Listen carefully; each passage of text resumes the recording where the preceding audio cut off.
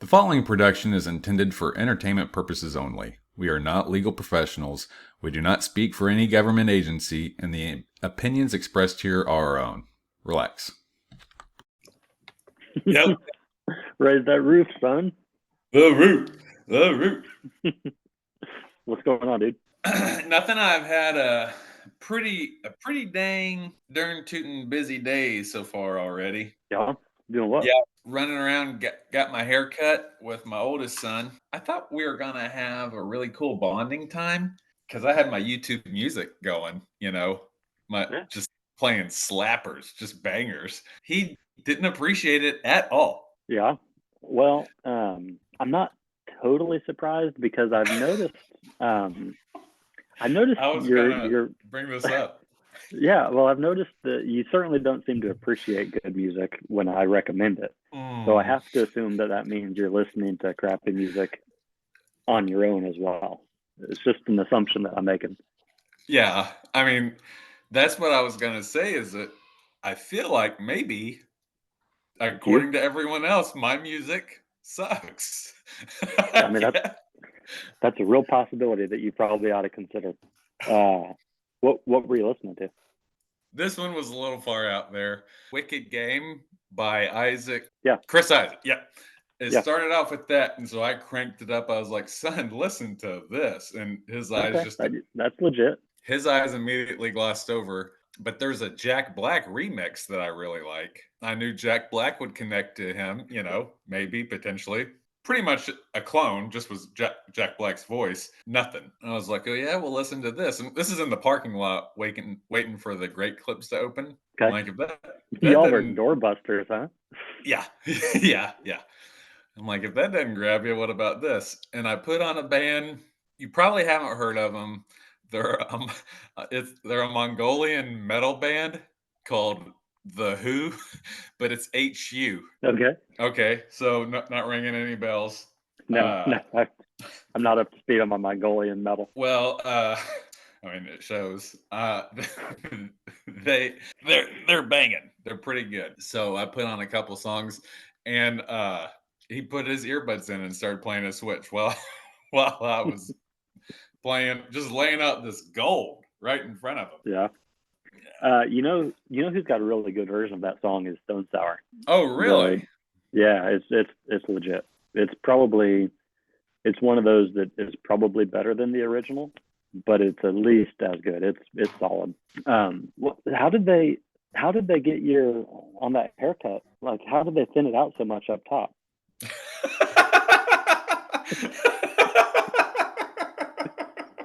Is that something they did, or did you bring that to the table? That's just the way God made me, son. Yeah. Yeah, it started. Well, I'm not sure if that was how God made you, or if that's just like sin nature, or like the what's it called when well, as you can see, that's why I gave up the battle with hair for that very reason. Except your problem is your hair is so blonde that you can't even do a comb over. Like, I had a pretty successful comb over for a while. See, that was another ego bust because I thought I was pulling off a comb over, but yeah, I mean, not now. Yeah. So, what kind of music does your boy listen to?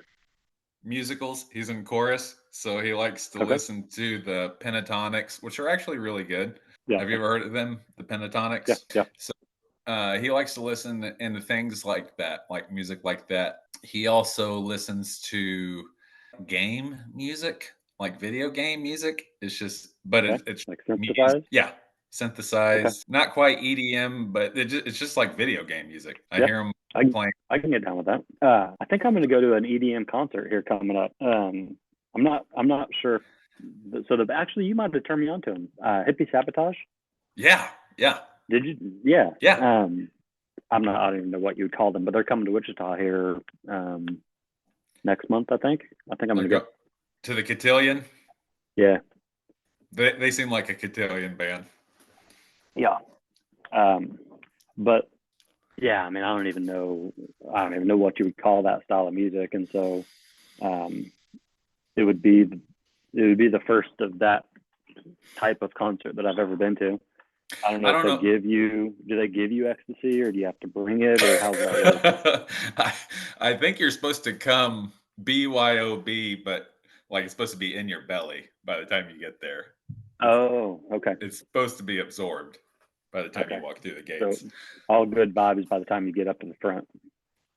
Were you my supervisor when I went to that Burning Man thing that we had on the north side of the county? Oh, don't no, I might have been in I- community policing when that came out. No, I was in Narcs. I was in Narcs because they were talking about sending us to it.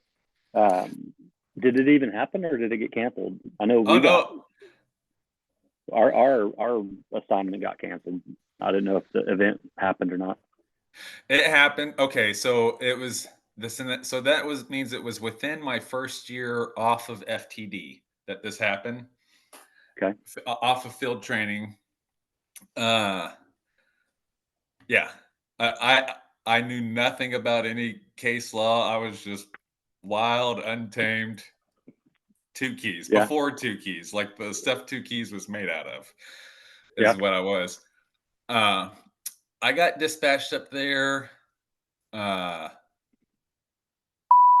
there with me, and there was another guy who I know you know. He left our agency, a short redheaded guy.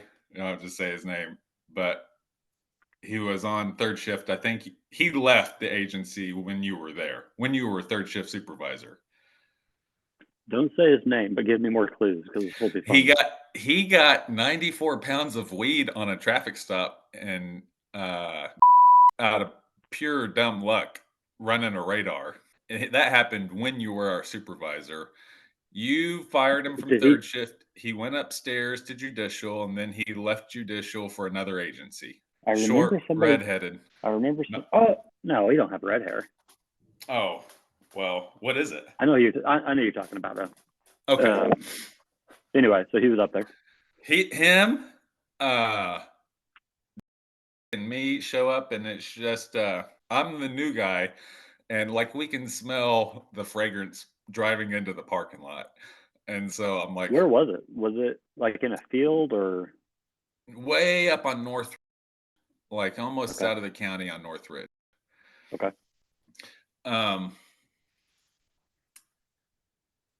Everyone's walking up. We're all walking up together, and I'm like, what are we gonna do here? Because obviously, I'm not arresting everyone in this unless we're calling in everyone to come do this. Right. So, and they're like, nope, we're not here for any of that. Just put on your blinders. We're looking for, like, it looks like minors. We're looking for, minors walking around here, and we're looking for, anything that jumps out safety wise is what we're looking for.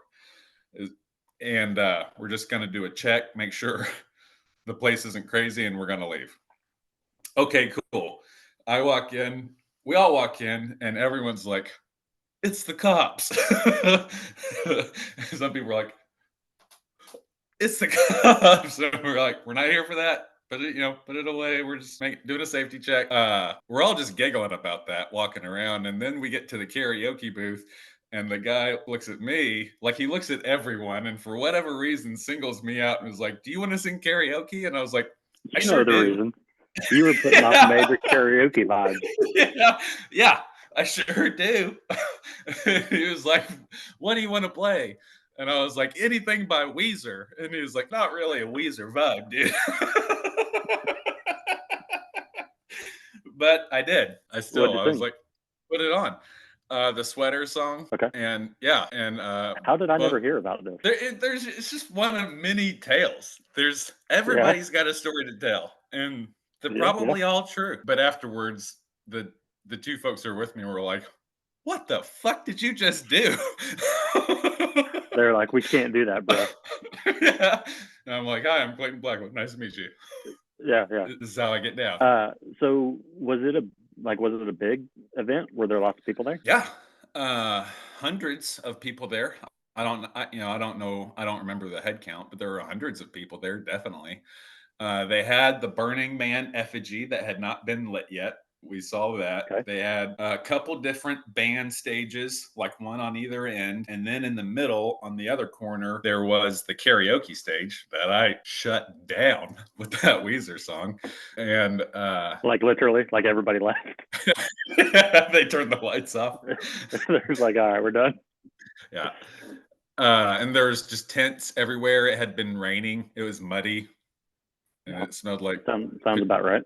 Yeah, patchouli, mud, and underarms. That's what it smelled like. So I don't know where Burning Man is. Obviously, it's in the desert. Was it Utah, Arizona? Not for sure. Somewhere out that way. I think so. I don't want to go bad enough that I would like actually look into it. But if you were to tell me, hey man, I got a couple tickets to Burning Man, you want to go? Yeah. I think I would probably go. Of course. I mean, I definitely want to go. It's just a matter of if I would. But I saw something like the hazards and stuff out there, like the mud is like. Did you see anything about that? Like the ground, the dirt, the mud, soil, something's poisonous or. What I've heard a lot about was all the like cryptic and like weird paranormal things that take place in the desert around Burning Man, like a lot of UFO activity. I listened to the Tinfoil Hat podcast with Sam AAA. I think I've sent you some episodes in the past. Yeah. But one guy went out there and saw vampires and saw demons and all kinds of shit, and like he was high from Burning Man and like got lured by some hippie chicks to this other part of the desert, and they're like narrowly escaped. I've heard about that from a few different sources. Obviously, it's the kind of sources that I was listening to, but yeah, right. Well, so I mean, I think I think the environment would be really cool. I imagine like there's probably a fair amount of sewage and like I know one time, or at least one of the like it was super muddy and people were getting stuck and having to like. I don't remember how they finished their journey, but can you imagine? Now, were you the same? I don't think you were. Were you the same guy then that you are now? Oh no!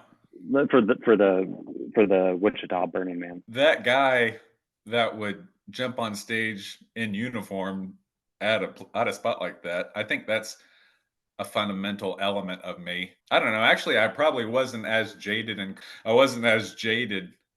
toward the whole legal system at that point because I was so new. So I'm probably closer to that guy now than I was 3 or 4 years ago. Like when I think of Burning Man, I think of a lot of, the different spiritual perspective, just a different way of seeing things. Oh yeah. That you are now. Way farther. Yeah. And I'm imagining like, obviously you're putting off some kind of vibe to where the guy's like, hey, do you want to sing karaoke? But still, like I'm imagining all of these people seeing you as a cop and having no idea that you're actually an ally, so to speak, Yeah. I imagine myself as the old lady on the movie Airplane whenever the the black fella's like, excuse me, sir, ma'am, I speak jive. Yeah. Like I felt like that again, especially now, but even back then, the types of folks that were at Burning Can, like, hey, dude, I'm on your team. this other side. You just said something that I've been thinking about. So you said you're jaded toward the legal system. I can never look at law enforcement officers the same.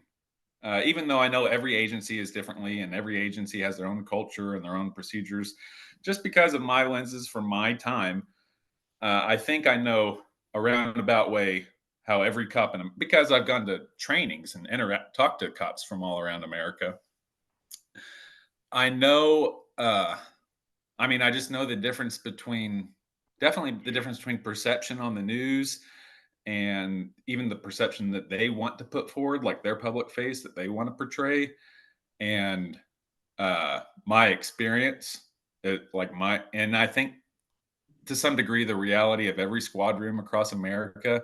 I know those are three very different portrayals. So like when I see the other day, a cop car pulled up next to me at a stop sign, and he had his head down in his MCT hard, and I was like, you're not supposed to be doing that. And then it left, and he didn't even look up. I just saw him with his head still down driving away.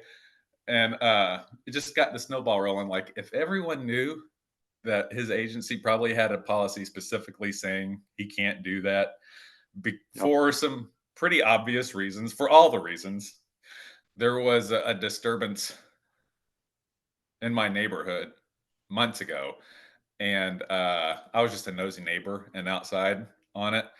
And a single cop showed up to a domestic violence situation that was happening. And the whole time I was just judging this poor cop so hard. I'm like, why would you show up to this by yourself? And maybe she's very capable. I don't know. But it was a female, a smaller female.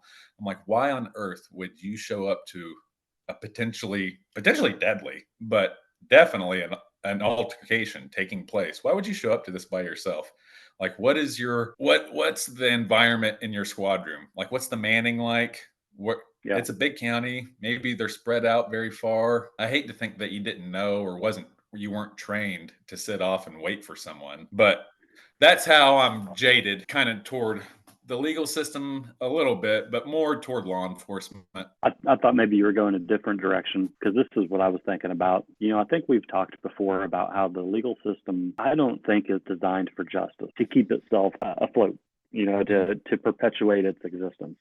And you look at like rules of evidence, or the process of admitting things or witnesses or whatever in a trial, and none of it's about seeking the truth. It's all about how can we keep this system. And the reason I was thinking about that is I wonder if you could draw a correlation between the justice system and religion. Like, religion is designed to keep itself afloat. It's designed not to find truth, but to, I guess, maybe limit access to some people or prevent certain behaviors or whatever it is, designed for this, not actual truth or actual.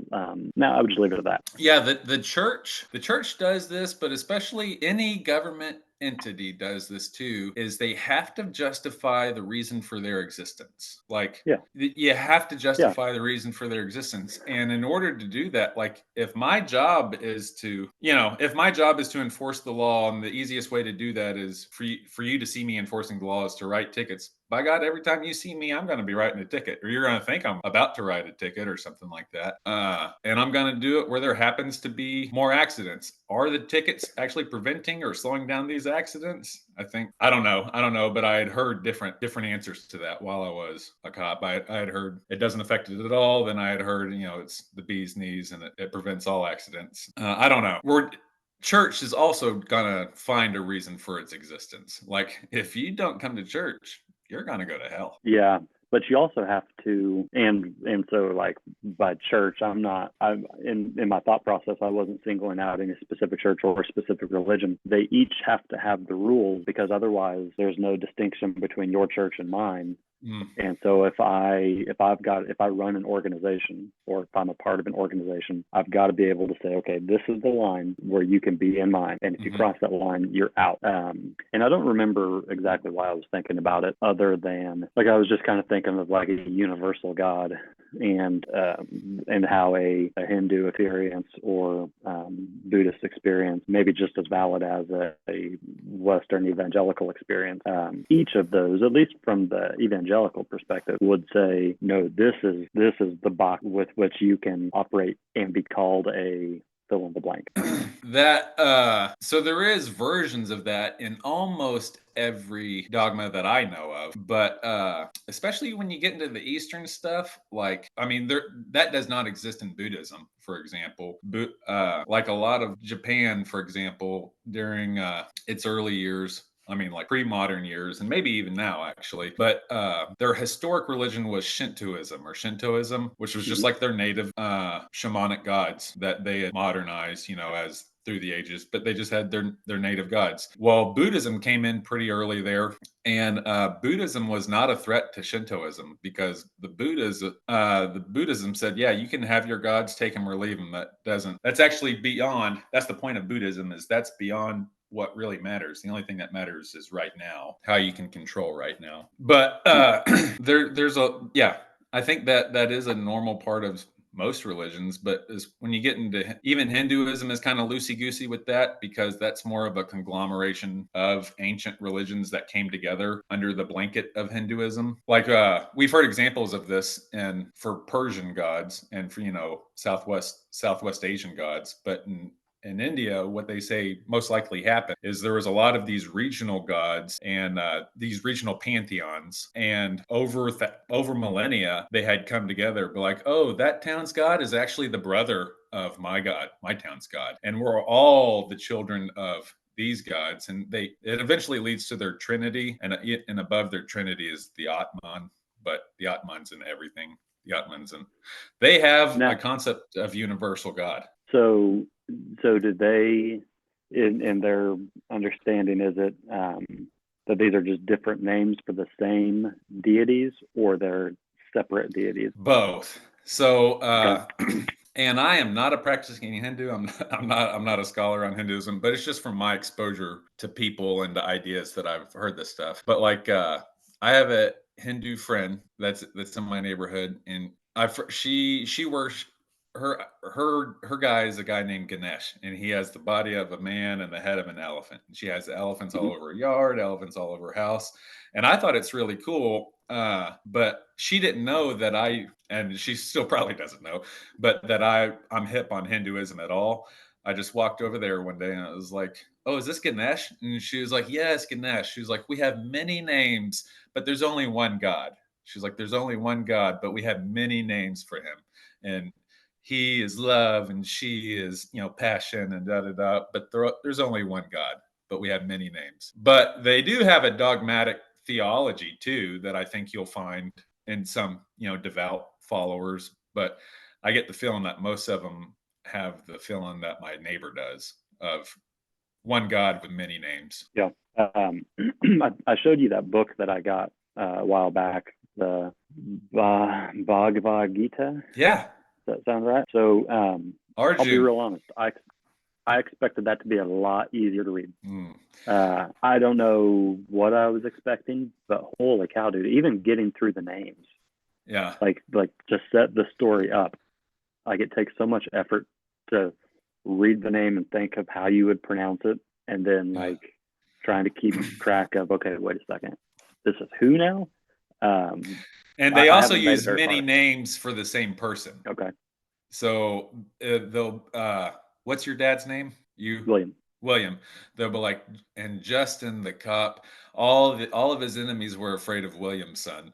They all bowed before, the divine worshiper of the Baptist church. They'll come up with all these many names for the same character. Yeah.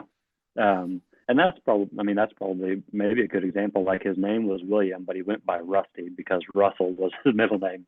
So there's all these different, all of these different actual names.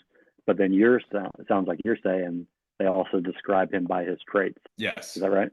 Okay. Yes. That's the deeper esoteric meaning of these gods. But like the best example is their Trinity. They have Brahman, who's their creator.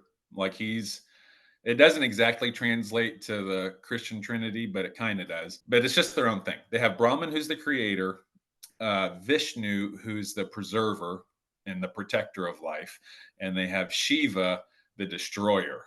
And they all, so you can see how it goes in a will. They all serve each other.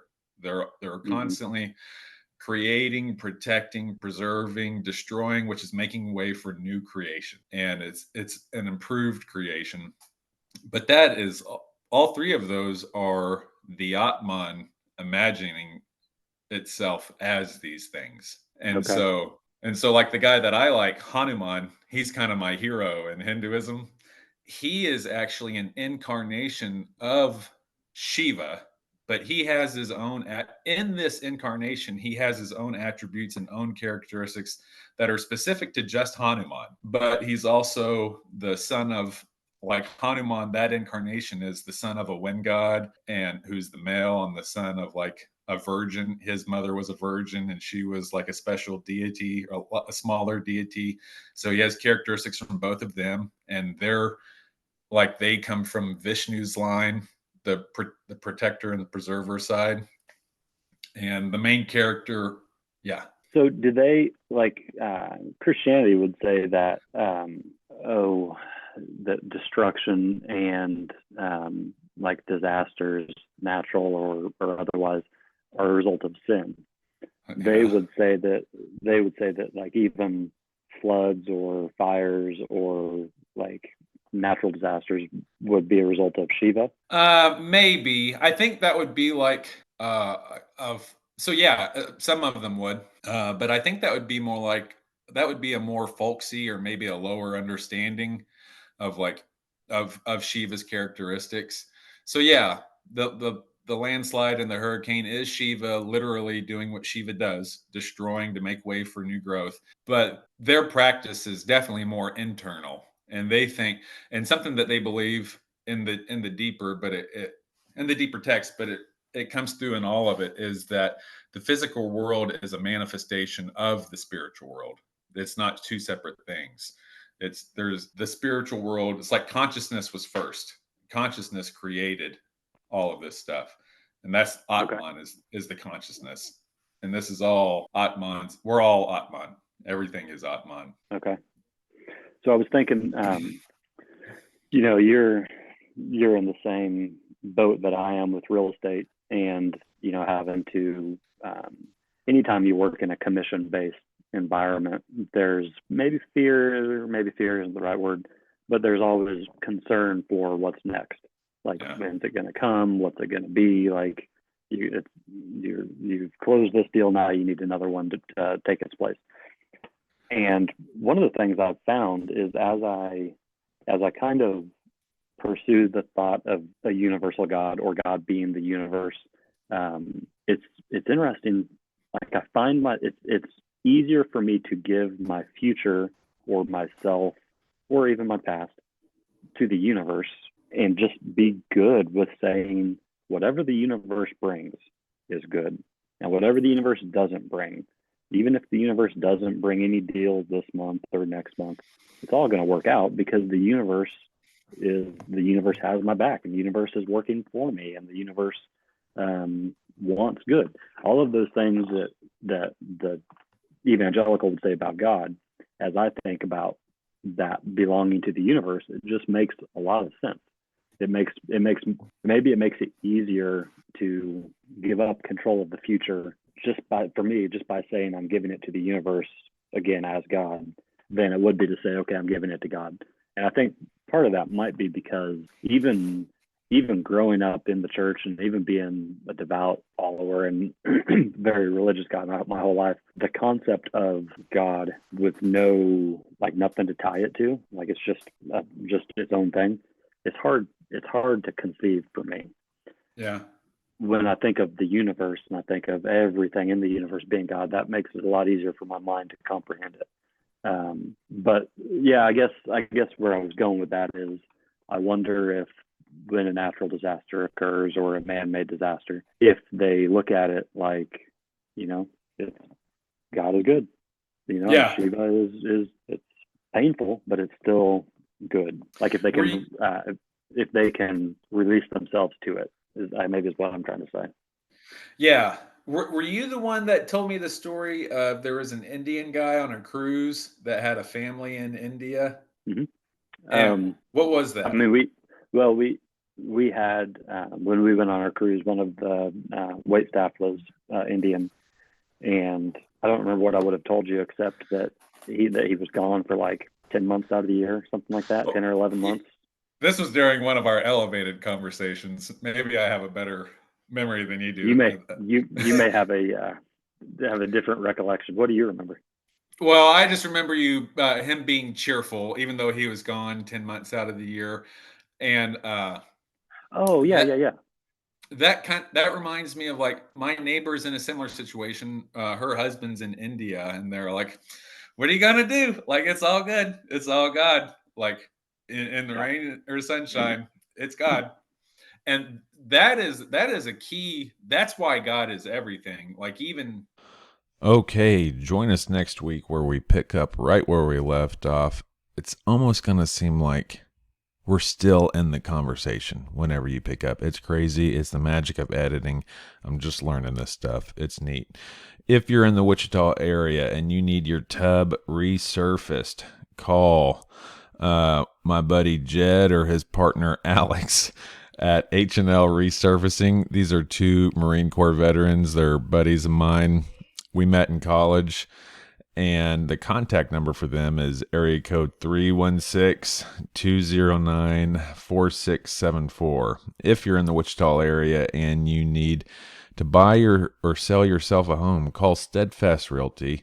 The contact number for them is 316-461-2806. If you're in the North Georgia area and you find yourself in need of the assistance of a realtor and anything real estate related, look up Harry Norman Realty and the Hester Group. And a contact number for one of their top agents is area code 316-409-7907. Be back in a week. You boys and girls be good. Love you. Bye.